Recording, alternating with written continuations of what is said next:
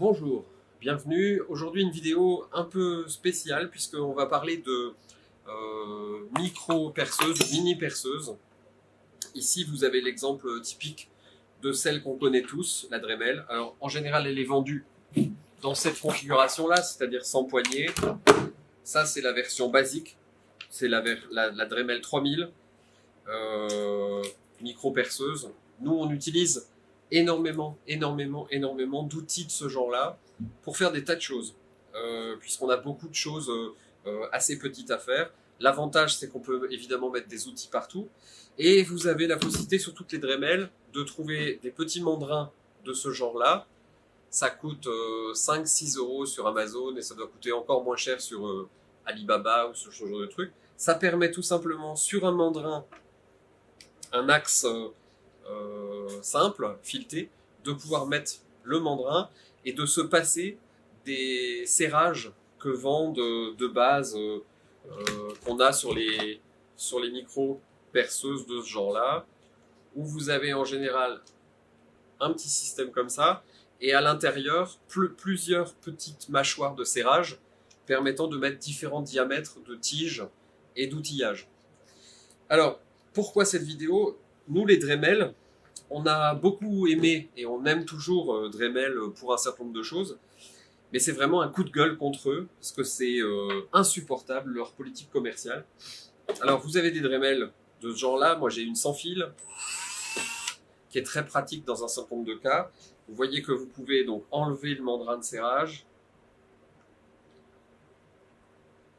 on démonte cette partie-là, on peut démonter cette partie-là, ce qui va permettre de mettre les Dremel, alors celle-là sans fil ou n'importe quelle autre. Vous voyez ici j'ai tout enlevé puisqu'en fait je me sers que de l'axe. Et en fait ce qui va permettre de se servir des Dremel dans des configurations très différentes. Vous allez pouvoir mettre des mèches de perçage, vous allez pouvoir mettre du ponçage, vous allez pouvoir mettre des tas de petites choses. Alors souvent ils livrent ça avec des tonnes d'accessoires, des patins de polissage, de la pâte à polir, du papier de ponçage sur des toutes petites choses. C'est effectivement très pratique. Donc ils ont inventé quelque chose qui est vraiment chouette. Et pendant des années, on n'a trouvé que. Et puis à l'époque, une Dremel comme ça coûtait largement à l'époque presque 100 euros. Vous aviez en même temps Practil qui vendait ce genre de choses. Ça, c'est une machine toute con. Euh, J'ai payé ça à l'époque 10 euros, quelque chose comme ça. Et mon coup de gueule, il est pour ça. C'est que, en gros, aujourd'hui, vous avez des Chinois comme ça, par exemple. Ça, c'est une Hilda. Ça vaut 30 euros. C'est livré avec la totalité des accessoires. Alors, il y a toujours ces foutus mandrins là qui sont vraiment pas pratiques, qui imposent de mettre des tiges fixes. Mais ça vaut 30 euros. Et ça va pas plus griller qu'une Dremel. Moi, ce qui me rend dingue, c'est que les Dremel, par exemple celle-ci, j'en ai acheté peut-être 15 ces 8 dernières années. Toutes grillent systématiquement. Pourtant, moi, j'utilise des petits patins, hein, des patins de polissage qui font en gros cette taille-là, ce diamètre-là. Ils sont placés, polis. Alors, c'est des machines que j'utilise à peu près 2 heures, quasiment 2 heures par jour. Elles sont régulièrement soufflées. Elles sont sous garantie.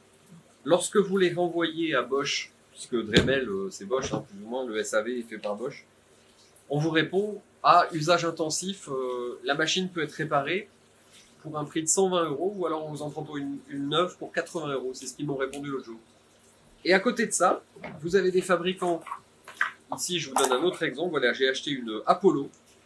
Alors ça, c'est Amazon, hein, c'est une machine tout à fait basique qui présente l'avantage d'avoir une forme qui est assez pratique à utiliser. Une machine comme ça fait 1 an et demi que je l'ai. Je l'utilise exactement de la même façon que les Dremel, puisque j'ai en fait autant de machines que j'ai d'axes, que j'ai de besoin, pour éviter d'être obligé de changer en permanence. Ça permet d'aller beaucoup plus vite. Eh bien, une machine comme celle-ci, alors elle fait en puissance 170 watts contre la Dremel 4000 qui est la plus grosse, qui fait 175 watts. Donc on est à peu près sur le même genre de bécane en termes d'usage, en termes de poids, en termes de praticité, à part les petits mandrins qu'il faut acheter à part. Sauf que ça vaut moins de 50% du prix de ça. Donc leurs histoires, ça commence à bien faire. Alors je me suis amusé à acheter différents types de Dremel. Donc juste pour vous montrer ce que je vais tester ces prochains jours, ça s'appelle Dearmay, un truc dans le genre, ça vaut rien. Ça doit valoir 20 euros, je crois, sur Amazon. Donc on va voir si ça tient plus longtemps. Pour l'instant, en fait, ça ne tient pas plus longtemps. Ça tient à peu près la même chose qu'une Dremel, sauf que ça coûte 10 fois moins cher. J'ai acheté comme ça sans regarder. Hein, j'ai acheté une Parkside. Alors là, vous voyez vraiment que c'est un jouet. C'est vraiment pour des hobbyistes. C'est pas du tout pour travailler. Hein.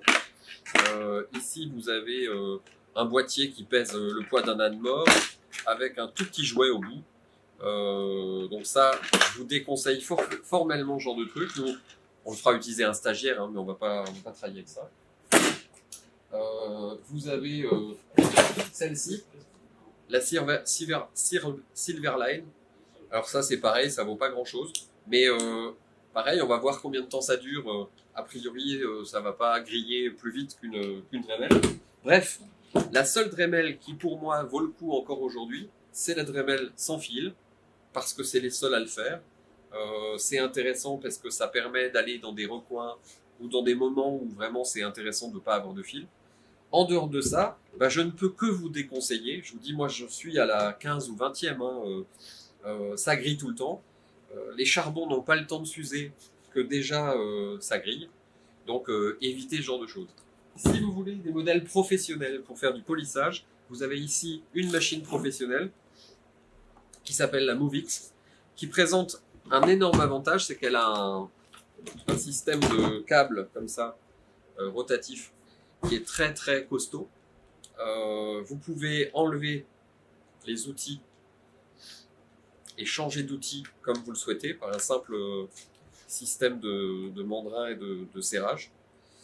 Elle a un inconvénient pour nous, enfin surtout pour moi qui ai un petit problème de jambe, c'est qu'elle fonctionne sur pédale. C'est-à-dire qu'en gros, la pédale qui est ici se met au pied.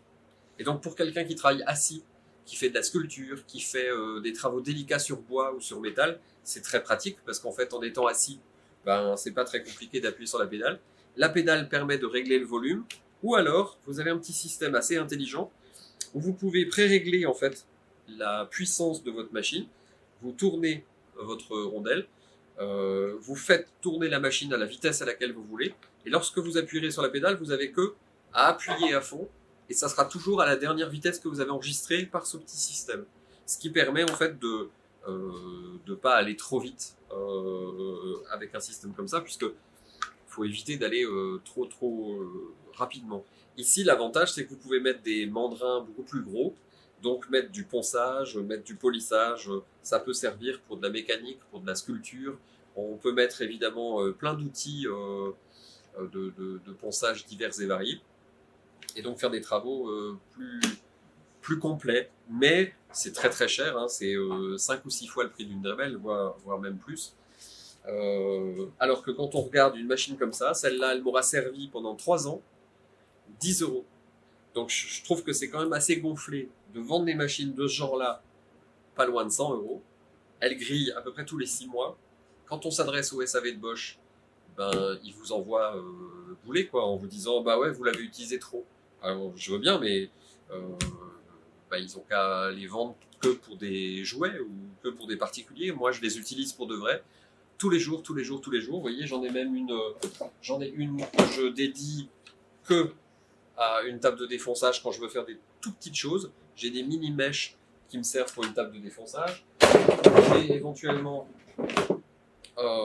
l'accessoire qui me permet de le transformer en défonceuse encore pour des tout petits travaux. Éventuellement, on peut utiliser des mandrins complémentaires comme ce genre de choses qui va se positionner en bout de la machine et qui va permettre de déporter en fait complètement le mandrin de la Dremel.